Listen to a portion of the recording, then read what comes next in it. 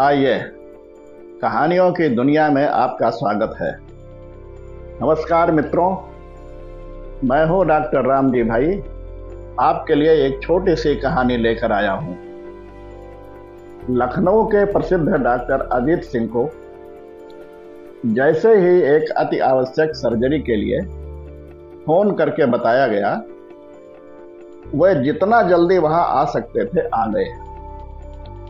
आते ही बिना देरी किए तुरंत कपड़े बदलकर ऑपरेशन थिएटर की ओर बढ़ गए।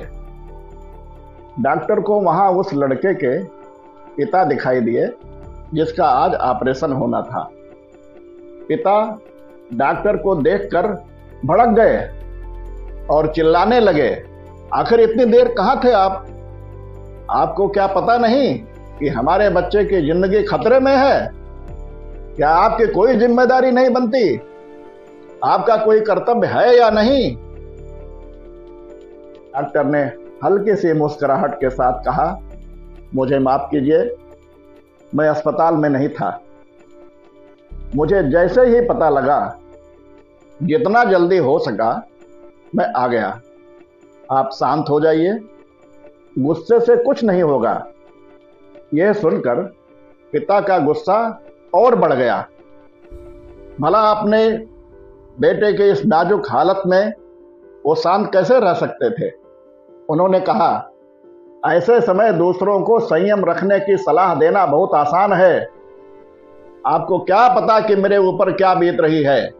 अगर आपका बेटा इस तरह मर रहा होता तो क्या आप इतनी देर करते कि आपका बेटा मर जाए तो आप शांत रहेंगे? डॉक्टर ने स्थिति को भांपा और कहा कि किसी की मौत और जिंदगी ईश्वर के हाथ में होती है। केवल उसे बचाने का प्रयास करते हैं।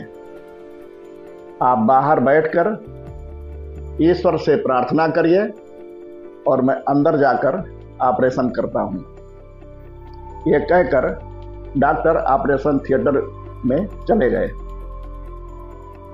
करीब 3 घंटे तक ऑपरेशन चला। लड़के के पिता भी धीरज और उतावले होकर बाहर बैठे रहे। ऑपरेशन के बाद जैसे ही डॉक्टर बाहर निकले, वह मुस्कुराते हुए सीधे पिता के पास गए और कहा कि ईश्वर का आशीर्वाद है कि आपका बेटा अब ठीक है। अब आपको और कुछ सवाल पूछने हैं तो पीछे आ रही नर्स से पूछ लीजिए। कहकर डॉक्टर जल्दी से वहां से चले गए। उनके बेटे की जान बच गई, इसके लिए वो बहुत खुश थे।